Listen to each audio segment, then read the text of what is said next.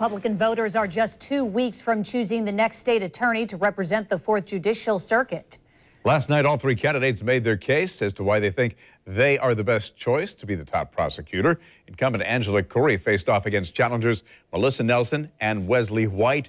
It's a debate hosted by Jacksonville University and moderated by News4Jax political reporter Kent Justice. And Nikki is standing by with reaction to the debate, but we begin with Channel 4's Ashley Harding. Ashley, what were the main talking points last night? Jennifer, good morning. There were many. In fact, most of them had to do with attack ads, as well as the use of the death penalty, and even the fact that this race is close to just Republican voters. And there were some contentious moments.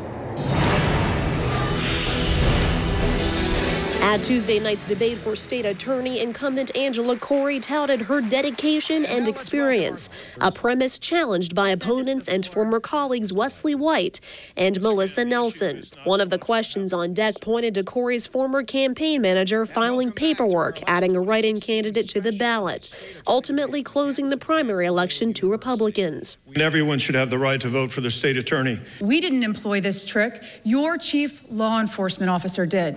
For what? To benefit her. Corey defended herself. A group of people who thought it was the right thing to do based on that Supreme Court decision thought it was the appropriate thing to do. Another issue was Corey's attack ad on Melissa Nelson, accusing her of being soft on capital punishment for her role as lead prosecutor in the case of William Wells, the so-called monster of Mayport. In lieu of the death penalty, Wells was sentenced to 5 consecutive life terms for killing 5 people in the small fishing community. He later murdered a fellow inmate while serving that sentence. A man who said, "If you don't put me on death row, I will kill again," was put in general population and not only stabbed someone and almost killed them, but then did actually kill again. Wesley White weighed in. I want to tell you, the prisoner that was killed had a 10-year sentence. He deserved to be able to get out and lead his life again. Nelson said her leadership ensures Wells will never again walk the earth.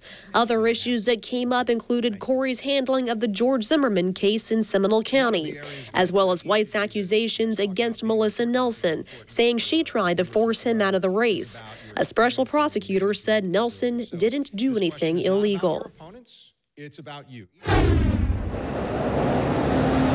And Election Day is set for August 30th. Reporting live, Ashley Harding, Channel 4, the local station. Now, several of the voters that we spoke with after the debate say that they didn't like all the mudslinging between the candidates. Nikki's joining us now. Nikki, good morning. Well, we talked to several people who tell us, they're still unsure who they're going to vote for in the state attorney's race, even after watching last night's debate.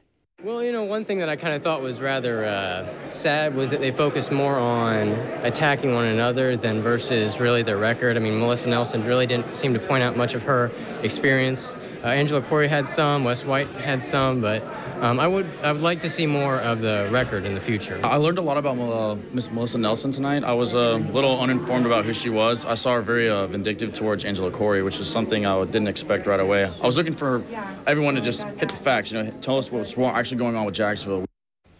Now, you can watch the entire debate on our website. You're going to find a link inside this story on News4Jax.com. Our debates at Jacksonville University continue tonight. Ken Justice will moderate as the Republicans running for Congress in House District 4 square off.